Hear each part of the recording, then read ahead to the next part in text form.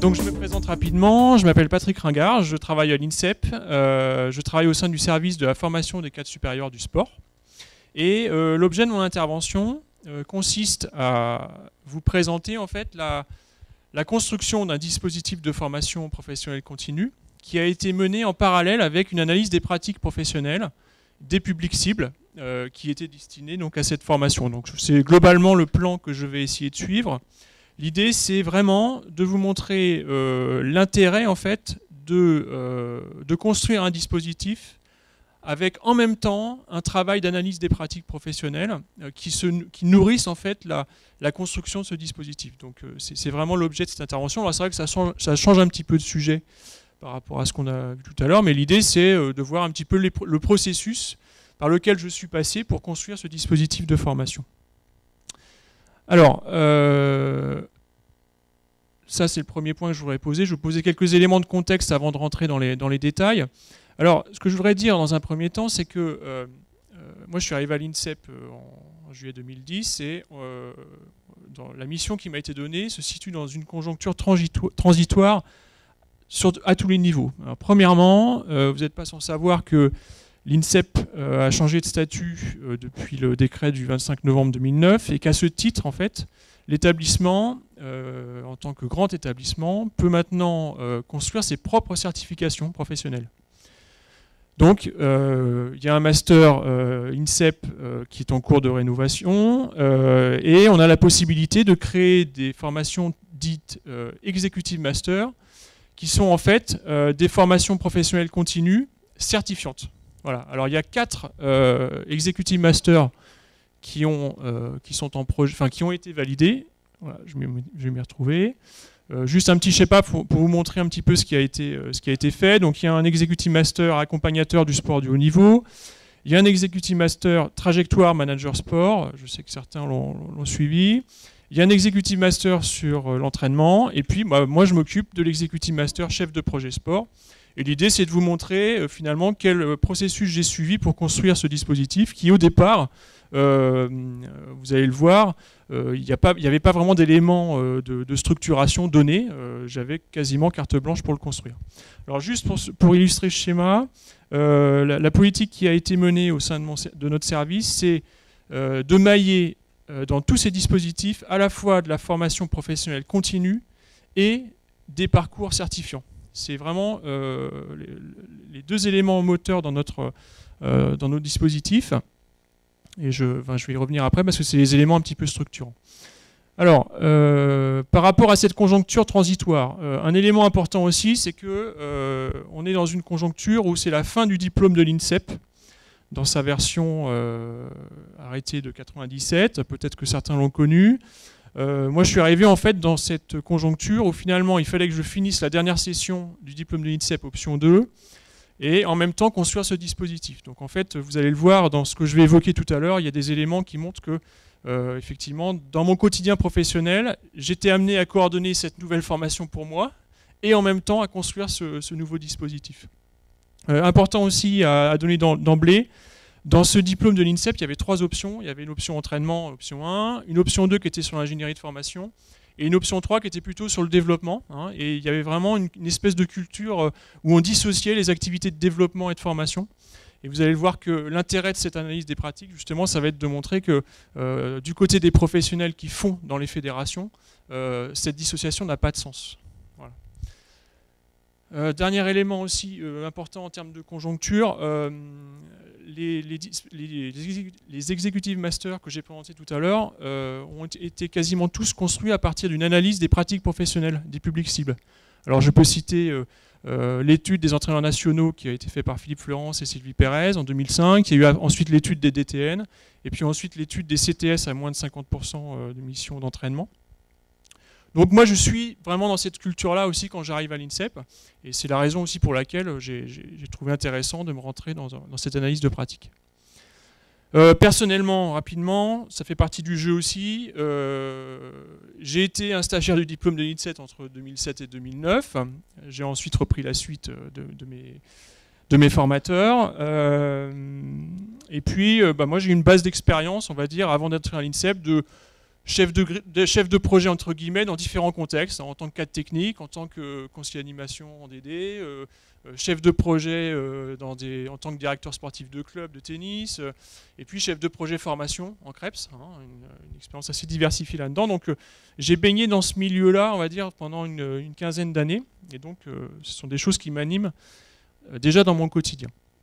Voilà quelques éléments un peu pour poser la conjoncture du moment. Alors l'idée maintenant, c'est de montrer un peu comment je m'y suis pris. Parce que finalement, j'avais une commande au départ qui était assez précise et en même temps très ouverte. C'est-à-dire que globalement, alors ce que je vous mets là, c'est un petit peu ce qu'on me dit sur différentes réunions. Finalement, voilà la mission qui t'est donnée, Patrick. Déjà, c'est d'assurer la continuité du diplôme. INSEP, option 2. Ça, c'est le premier point. Ensuite, construire un nouveau dispositif de type Executive Master dont finalement on ne sait pas grand-chose. On sait qu'il y a des grandes écoles qui le font déjà, Sciences Po, Polytechnique, etc. Par contre, il n'y a pas vraiment d'éléments de termes normes. C'est pas comme quand on monte un BP ou un DE, où là il y a un texte, où il y a des éléments sur lesquels on peut se poser. Là, il n'y a pas grand-chose en fait sur les Executive Master. J'aurais même tendance à dire que j'arrive un petit peu avec une page blanche, quoi. On sait juste que ça existe dans d'autres écoles et qui ont monté différents dispositifs. Très important aussi à l'INSEP aujourd'hui, on me dit oui, il y aura des parcours certifiants de type Executive Master, mais à la base, il faut qu'on monte des modules de FPC dans un modèle économique viable, crédible, durable, comme vous voulez. Mais en tous les cas, il faut que ça amène quelques ressources à l'INSEP. Voilà, c'est important dans les données qu'on me donne au départ. Il y a aussi un élément qu'on me donne d'emblée en novembre 2010 quand je démarre, c'est que l'INSEP, dans sa vocation d'accompagnement des fédérations, on doit être amené à accompagner les collègues qui sont responsables des formations dans les fédérations. C'est le premier élément de public cible qu'on me donne. Et d'ailleurs, moi, je vais m'emparer de ça derrière pour mon étude. Et puis, j'ai un délai dans le projet qui est plus ou moins précis. Septembre 2011, il faut que ça démarre. Voilà. Pour le reste, j'aurais tendance à dire page blanche, quoi. Je démarre cette réflexion avec finalement ces données-là. Mais le reste, j'ai carte blanche, quoi. Donc c'est ça qui était aussi intéressant sur le fond. Alors j'ai quand même quelques interrogations de fond quand je démarre ce projet. C'est déjà comment on peut s'y prendre pour mailler à la fois un dispositif de module qualifiant et un parcours certifiant de type Executive Master. C'est vraiment une question qui m'anime au départ. Et chemin faisant, je vais trouver quelques options, mais c'est quand même une difficulté. Après, il y a un deuxième élément, c'est voilà, j'ai un public cible qui m'est plus ou moins donné. C'est quoi le travail de ces gens-là dans l'action? Et du coup, ça m'amène derrière à aller explorer leurs activités professionnelles. Et puis derrière, aussi un élément important, je vous l'ai posé en termes de contexte, moi ça fait 6 mois que je suis à l'INSEP. Derrière, la question qui se pose aussi, c'est quel réseau pour mettre en œuvre ce type de formation? Donc, quelle équipe de formateurs, accompagnateurs, etc. Voilà, donc quelques interrogations de fond qui m'amènent à une évidence, en fait, c'est d'essayer de mener une enquête sur les activités professionnelles des cadres responsables de formation au départ dans les fédérations. C'est une évidence à la fois en termes de crédibilité pour l'établissement, et pour moi d'ailleurs, qui suis responsable de ce projet-là. Et puis, important aussi, dans cette phase de conception, dans mon quotidien, j'ai à accompagner les stagiaires du diplôme de l'INSEP option 2, qui ont en fait à construire une analyse des pratiques professionnelles en fait, dans leur type d'évaluation. Et je me suis dit, bah là c'est une opportunité intéressante de faire en même temps qu'eux. Donc j'ai mené cette étude en fait dans les mêmes temporalités que les collègues que j'ai formés au diplôme de l'INSEP. Et donc ça avait aussi un intérêt pour moi dans le cadre de cette formation qui était en fin de vie. Voilà. Donc voilà un petit peu la mission qui m'est donnée, les interrogations, et puis le fait que finalement, j'ai pas le choix, il faut que je me lance dans cette enquête, quoi. Alors, rapidement, je vais tracer un peu l'historique de la construction du dispositif, comme je suis sur le processus suivi pour la construction de ce projet. D'un côté, j'ai fait cette enquête, et puis de l'autre côté, j'ai construit le dispositif, j'ai négocié avec les parties prenantes, INSEP et partenaires, le dispositif. Donc là, je vais vous retracer un petit peu ce que j'ai vécu, et aussi pour montrer que finalement, les deux éléments de mon travail se sont nourris l'un à l'autre. C'est-à-dire, premier exemple, je décide d'aller faire un entretien d'une personne qui est DTN adjoint chargé de formation dans une fédération. Et en l'interrogeant, je me rends compte que finalement, sur sa lettre de mission, effectivement, elle est quasiment uniquement sur la formation, mais sauf que dans les actes, elle traite d'autres problématiques que la formation. La formation, c'est juste un outil au service du développement dans sa fédération. Et du coup, derrière, ça m'amène à changer un peu de cap, quoi. Ça veut dire que je me pose déjà la question dès décembre 2010, finalement, est-ce que le dispositif qui, au départ, doit être dans la continuité du diplôme de l'INSEP, donc plutôt ingénierie de formation, est-ce qu'il ne faudrait pas l'étendre à d'autres activités? Ça, premier élément. Ensuite, rapidement, entre décembre 2010 et juin 2011, donc je fais la première étape de mon enquête qui est d'aller faire des entretiens auprès de collègues qui sont responsables de formation dans les fédérations. Je fais 5 entretiens. Et puis parallèlement à ça, il y a tout un tas de réunions que je fais, qui sont des réunions un petit peu institutionnelles, de négociation du dispositif. Et en fait, dans les actes, je fais en parallèle une étude avec un écrit. Et puis en même temps, j'ai toujours mon PowerPoint à côté où je négocie à chaque réunion en montrant finalement quelle peut être la couleur de ce dispositif au regard de ce que j'observe dans les activités. Voilà. Alors concrètement, faut savoir quand même que là, j'avais une échéance à septembre 2011. On n'aura pas tenu cette échéance totalement dans la mesure où en septembre 2011, on sera amené à faire une première offre de modules de FPC, mais le dispositif Executive Master ne sera pas validé avant le mois d'avril. Là, il va être validé au conseil d'administration de l'INSEP qu'au mois d'avril. Voilà. Deuxième étape de l'enquête rapidement, étant donné que je me rends compte que dans les activités professionnelles, il n'y a pas que la formation, je prends le parti dans un deuxième temps, à partir de septembre de cette année, d'aller faire des entretiens auprès de collègues qui sont missionnés sur du développement dans les fédérations. Et du coup, ça m'amène derrière à construire la suite du dispositif. Et notamment, le travail que j'ai à mener en ce moment, c'est de construire des modules de FPC plutôt axés sur le développement des pratiques sportives et structuration des territoires. Donc j'en parlerai tout à l'heure. Mais vraiment, il y a un lien fort entre ce que j'observe du côté des professionnels et l'impact que ça a dans la construction de ce dispositif. Voilà, dernière chose. Donc aujourd'hui, effectivement, j'en suis à la phase de validation politique du dispositif. Et puis, je serai amené à faire un petit écrit sur ce que je vous montre ce matin. Voilà. Quelques éléments méthodologiques pour l'étude. Rapidement, à quoi ça me sert finalement de faire une étude? Double objet. Un premier objet, c'est de comprendre le travail des collègues qui sont en mission dans ces fédérations, donc comprendre leur travail effectif, et puis derrière, de proposer des pistes ou objets de formation bien en relation avec ce travail réel. Ce sont les deux choses qui m'animent. Après, derrière, il y a des postures à prendre. J'ai parlé tout à l'heure de enquête. Oui, effectivement, à chaque fois que j'allais interroger une personne, j'étais vraiment en quête de la réalité de son travail. Et bon, on en revient aux travaux de Way sur l'enquête. Effectivement, c'est tout ce que j'ai mis en œuvre pour aller traquer l'activité. J'aurais tendance à dire que je l'ai construit chemin faisant, quoi. Au départ, je suis parti sur un premier entretien avec une DTN adjoint. Et puis, après, au fil des opportunités que j'avais dans mon environnement professionnel, j'étais amené à faire différents entretiens. Puis vous allez voir que j'ai pas mal diversifié après les données que j'ai pu aller récupérer, quoi. Une posture forte aussi, c'était ce qui doit m'animer dans cette enquête, c'est de prendre au sérieux l'acteur chef de projet, CPS, avec des données à la fois qui sont des données de type structuration, c'est-à-dire quel est le travail prescrit, qu'est-ce qui est donné dans ton travail, et derrière, qu'est-ce que tu fais réellement, avec des données empiriques. Et puis aussi une recherche de crédibilité, parce que quelque part, vous allez voir, j'ai fait en tout 10 entretiens. On ne peut pas dire qu'avec 10 entretiens, sur le nombre de cadres qui sont dans les fédérations, on puisse arriver à une exhaustivité des activités professionnelles. Par contre, ce que j'ai fait derrière, c'est que j'ai eu différentes réunions avec la SDTN, avec le ministère, avec les gens que j'ai interrogés, plus d'autres collègues que j'ai fait en formation. Et l'idée, c'était à chaque fois de présenter les résultats de l'étude et de voir un petit peu s'ils s'y retrouvaient par rapport à eux, ce qu'ils vivaient dans leur contexte.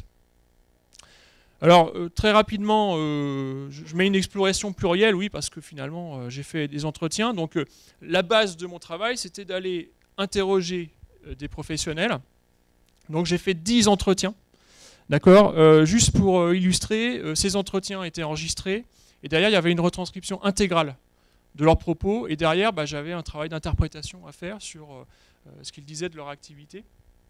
Mais j'ai pas fait que ça, c'est-à-dire que il y avait effectivement leur travail relaté par un entretien, et d'ailleurs je leur demandais de me dessiner un petit peu leur environnement professionnel.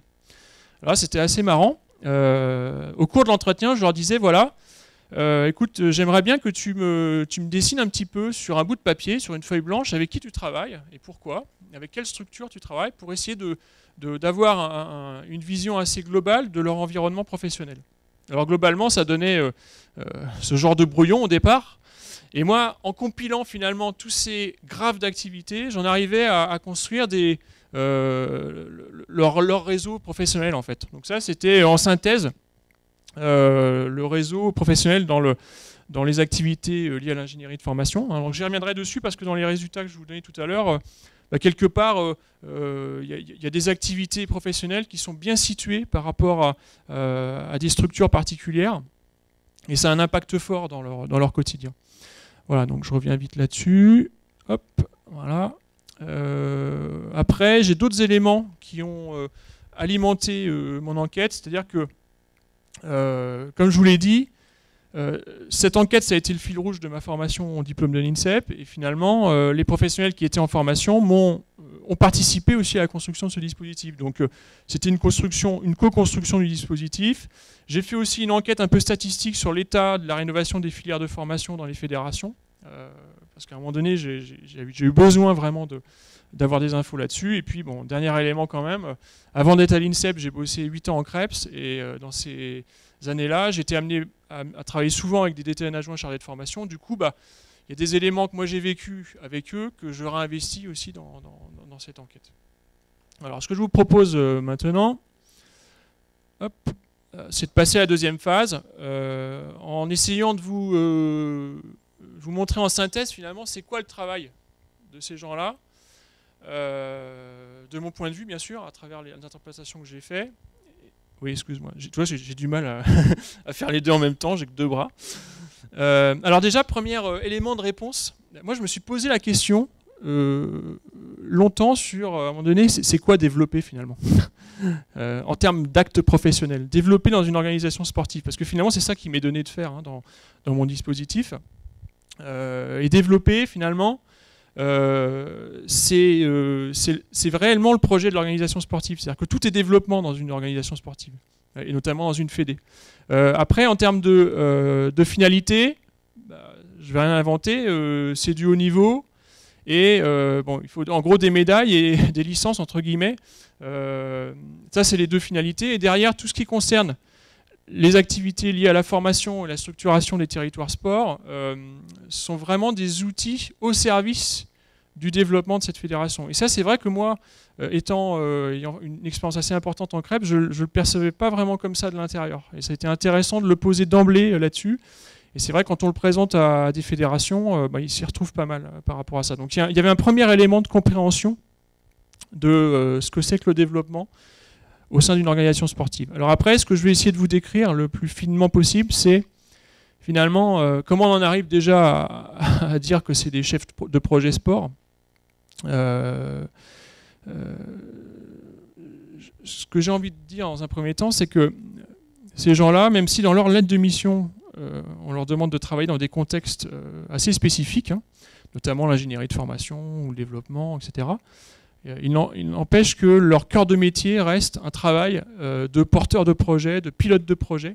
Et c'est ça qui est central en fait dans leur activité. Donc je mets créateur, pilote, interface. C'est vraiment ça qui est intéressant à poser d'emblée dans le dispositif, parce que derrière, s'ils changent de mission, il y aura toujours ça qui sera le liant dans leur travail. Alors, je ne sais pas si j'aurai le temps de tout décrire, il faut me dire si je suis trop long, Pascal. Mais globalement, moi, ce que je remarque dans mon analyse, c'est que finalement, il y a un cœur de métier, chef de projet, qui est très fort, et derrière, il y a différentes spécificités du boulot qui concernent l'ingénierie de formation, qui concernent l'aménagement du territoire, qui concerne ce qu'on appelle grossièrement le développement, mais moi j'appelle ça plutôt porteur de l'accessibilité des pratiques pour le plus grand nombre. Et derrière, il y a effectivement des missions qui sont données, mais surtout des problématiques du point de vue de l'acteur qu'il est intéressant d'aller visiter. Alors, je vous propose d'aller plutôt... le chef de projet, j'irai en dernier. Je vais juste poser... je vais commencer par chef d'orchestre de la filière de formation. Alors ça, c'est le réseau professionnel des collègues DTN adjoints au CTN chargés de formation dans les fédérations. D'accord ? Il y a une multitude d'interlocuteurs qui font qu'à un moment donné, on leur demande de construire une filière de formation. D'accord ? Alors ça, vous pourrez me dire, c'est un petit peu dépassé quand même en termes d'activité professionnelle, parce que les filières, a priori, elles ont été rénovées depuis longtemps. Sauf que ça reste toujours une problématique du point de vue des acteurs, dans la mesure où ils sont amenés éventuellement à la faire évoluer. Qu'est-ce qui est donné là-dedans ? C'est de garantir l'individualisation des parcours, c'est de faire des choix dans les dispositifs de formation, etc. etc. Finalement, entre ce qui est donné et ce qui est perçu par les cadres, il y a un certain nombre de problématiques professionnelles. À chaque fois, j'essaye de mettre un petit orage, c'est pour dire qu'effectivement, il y a quand même des nœuds, des difficultés dans le travail qu'il est intéressant de connaître avant d'envisager des modules de FPC, quoi. Alors, je vais aller vite. Après, il faut choisir et accompagner des organismes de formation. Et puis, une fois que la filière est créée, les dispositifs sont créés, il faut faire un espèce de travail de chef d'orchestre des dispositifs, où là, effectivement, je citerai juste ça. Ce qui est très lourd à porter pour ses collègues, c'est de faire un travail constant d'interface en fait, entre différentes structures, différents partenaires. Je prends l'exemple des dossiers d'habilitation sur les BP, DE, DES. Bien souvent, qui va faire l'interface entre une DR et puis le collègue CTS qui est dans une région, c'est le CTN qui va aller justement réguler un certain nombre de choses là-dessus. Et ça, c'est très lourd pour eux à porter, de leur point de vue. Voilà. Je vais accélérer un petit peu. Une autre problématique qui est posée, on parle beaucoup de développement. En termes de développement des pratiques nouvelles dans une fédération. Moi, ce que je remarque, en fait, c'est qu'il y a une espèce de dilemme du point de vue des acteurs chargés de développer des pratiques nouvelles. Il y a un dilemme entre concevoir des produits marketing pour s'ouvrir à de nouveaux pratiquants, et puis un dilemme, et de l'autre côté, s'occuper des gens qui sont déjà là, quoi. Et il me semble que du point de vue de ces acteurs-là, c'est des choses assez prégnantes. Et du coup, derrière, ce qui va faire un petit peu la différence dans ce dilemme, c'est les orientations de la fédération, de l'organisation, son identité aussi, qui va faire qu'à un moment donné, on va trouver un juste milieu dans les orientations des projets de développement. Alors bien entendu, là-dedans, vous voyez bien qu'en termes d'outils, on va se servir d'outils d'observation de la pratique en temps réel, avec les logiciels informatiques. Il y a aussi une dimension forte qui est d'arriver à générer des opportunités de développement à partir d'un grand événement sportif. Et puis pour revenir aux présentations des collègues tout à l'heure, effectivement, il y a des projets transversaux à intégrer finalement dans les fédérations. On a cité le développement durable tout à l'heure. Il y a aussi sport santé, fonctions éducatives et sociales, avec des publics cibles. Et derrière, ça amène à avoir des logiques de conventionnement avec différents organismes. Donc vous voyez bien que derrière, cette politique, ces activités d'accessibilité à la pratique pour le plus grand nombre, sont nourries derrière par une politique formation, une politique de structuration des territoires. Alors, je pense que je n'aurai pas le temps d'aller au bout. Je vais simplement redonner quelques éléments quand même sur le travail réel de chef de projet. Effectivement, le chef de projet sport, en tous les cas les activités que j'ai visitées, c'est effectivement un projet de l'organisation sportive qui est porté par le DTN, et derrière un service, un secteur. Alors les secteurs, c'est des fois formation, des fois c'est juste développement, des fois c'est les deux, qu'il faut coordonner et manager. D'accord ? Alors ça, c'est ce qui est donné. Dans les actes, ce qui est lourd à porter derrière, c'est ce que vous connaissez tous en tant que cas technique, c'est de travailler en essayant de se donner un espace de confiance, légitimité entre DTN, élus, DTN adjoints. Ça, c'est une vraie difficulté. Et je pense que c'est la même, à l'échelle d'une région, c'est la même chose. Ensuite, il y a aussi construire la légitimité de son secteur face au haut niveau, par exemple. Ça, c'est toujours lourd à porter pour le cadre. Un élément important aussi à donner, c'est que ce qui a été évoqué, les termes qui sont utilisés par les collègues en termes de management, c'est un espèce de management dit familial dans les fédérations. Les gens se connaissent depuis 20, 30 ans et passer de copain à manager, c'est toujours une difficulté. Et ça amène à un type de management qui est singulier et qui doit être appréhendé de manière spécifique en formation. Alors après, effectivement, quand on est chef de projet, il y a de la production. Bon, bien entendu, il y a des produits de formation, des produits de développement à concevoir, et surtout derrière des dispositifs à co-construire. Et c'est ça, finalement, qui est intéressant à poser dans cette formation. Un élément intéressant, qui est toujours un peu occulté, c'est que finalement, quand on est chef de projet, une des activités fortes, c'est d'écrire et surtout de négocier les textes organisant le dispositif. Alors là, moi, je peux en parler parce que finalement, ça m'occupe en ce moment, ça occupe quasiment 90% de mon temps de travail, c'est d'arriver à vendre finalement notre projet, et on le vend effectivement à travers un écrit qui est synthétique, qui est adressé, et surtout derrière un certain nombre de communications qui font qu'à un moment donné, les parties prenantes vont accepter et vont être OK sur la suite. Donc voilà, il y a un certain nombre de difficultés aussi. La notion d'interface est fondamentale dans tout le dispositif. Et puis derrière, cette notion de création, moi, je considère de plus en plus qu'effectivement, monter un projet, c'est avant tout un acte créatif. Et en tous les cas, c'est sûrement pas l'application de procédures. En tous les cas, moi, c'est ma réflexion personnelle là-dessus. Alors, le dispositif de formation, simplement, je dois tenir à la fois logique qualifiante, logique certifiante, d'accord ? Ça, c'est une donnée incontournable. Et derrière, donc il faut en gros des modules de FPC qui correspondent bien aux activités professionnelles de ces publics cibles, d'accord ? Et derrière, monter des parcours plus longs de type executive master. Donc, effectivement, on va avoir des modules, une offre de modules suffisamment large qui correspondent à ce que j'ai observé comme activité, avec derrière des parcours individualisés et accompagnés. D'accord ? Alors, simplement pour terminer, je vous montrerai juste ce que ça peut donner un parcours. Il y a des entrées permanentes. Le parcours dure entre 12 et 24 mois, avec 30 jours minimum en formation.